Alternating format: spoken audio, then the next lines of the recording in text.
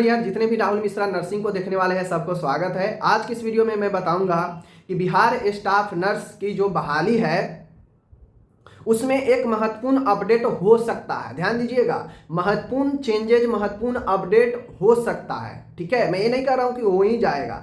क्यों, मैं ये क्यों बता रहा हूं? क्योंकि अभी हाल ही में फार्मासिस्ट के जो बहाली है उसमें चेंजेज अभी की गई है, अभी उसमें कुछ बदलावें जो है की गई हैं। तो उस हिसाब से देखा जाए तो स्टाफ नर्स में अगर ये बदलाव कर दिया जाएगा तो फिर एक स्टूडेंट के हिसाब से देखा जाए, स्टूडेंट के नज़रिए से, तो काफ़ी ज़्यादा जो है बेहतर होगा स्टूडेंट के लिए।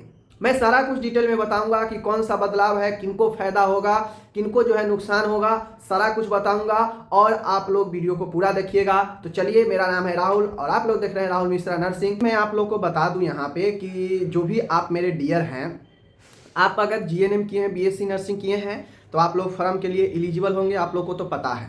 बट इसमें से बहुत सारे ऐसे लोग होंगे जिनके पास रजिस्ट्रेशन अभी बिहार का नहीं मिला होगा, दूसरे स्टेट के होंगे, तो हो सकता है वो ट्रांसफ़र प्रोसेस में लगाए हों। हो सकता है अगर बिहार के ही हो, अभी वो रिसेंटली पास किए हों तो उनका प्रोसेस में हो रजिस्ट्रेशन। कुछ भी हो, अगर उनका प्रोसेस में है रजिस्ट्रेशन, अभी उनका रजिस्ट्रेशन उनके पास आया नहीं है, रजिस्ट्रेशन सर्टिफिकेट, तो ऐसे कैंडिडेट के लिए बेहतर मौका हो सकता है, मौका मिल सकता है। अब कैसे? तो देखिए, फार्मासिस्ट का बहाली ओवर हो गया, फार्मासिस्ट में बहाली खत्म हो गया था, डेट ओवर हो चुका था, लास्ट डेट।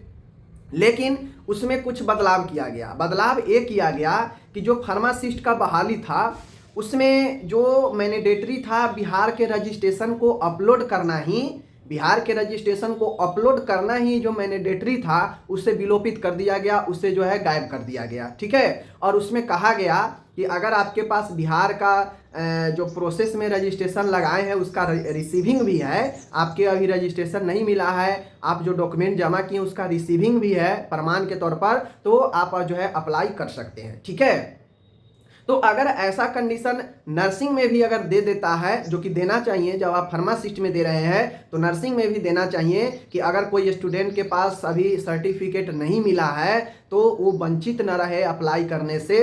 तो आप अभी यहाँ पे अलाउ कर रहे हैं रिसीविंग पर, तो नर्सिंग में भी आपको रिसीविंग पर अलाउ करना चाहिए कि देखिए मैं लगा चुका हूँ प्रोसेस में, मेरे पास रिसीविंग है और मुझे अप्लाई करने दिया जाए। तो ये एक बेहतर मौका स्टूडेंट के लिए होगा कि बहुत सारे स्टूडेंट जिनके पास अभी रजिस्ट्रेशन ओरिजिनल नहीं आया है वो मात्र रिसीविंग से भी अप्लाई कर पाए। ये जरूर जो है आयोग को सोचना चाहिए, जब वो फार्मासिस्ट के लिए सोचे हैं तो इसी प्रकार से रजिस्ट्रेशन मैंडेटरी होता है नर्सेज के लिए भी, तो उसके लिए भी जो है काउंसिल आयोग को सोचना चाहिए कि इनको भी, जिनके पास रजिस्ट्रेशन अभी नहीं आया है, उनको रिसीविंग पर अप्लाई करने दिया जाए। ये आयोग को जरूर दिमाग में सोचना चाहिए। ठीक है, इसके लिए चाहे तो आप ये वीडियो को ज़्यादा से ज़्यादा शेयर कीजिए, क्योंकि अभी बहाली तो आई नहीं है, नोटिफिकेशन आई नहीं है, तो उसमें क्या दे रहा है क्या नहीं दे रहा है ये तो बात की बातें है। बट आप लोगों को अगर ये चीज़ें नहीं दे रहा है उसमें कि मात्र रजिस्ट्रेशन नहीं है तो मात्र रिसीविंग पर भी जो है आप अप्लाई कर सकते हैं,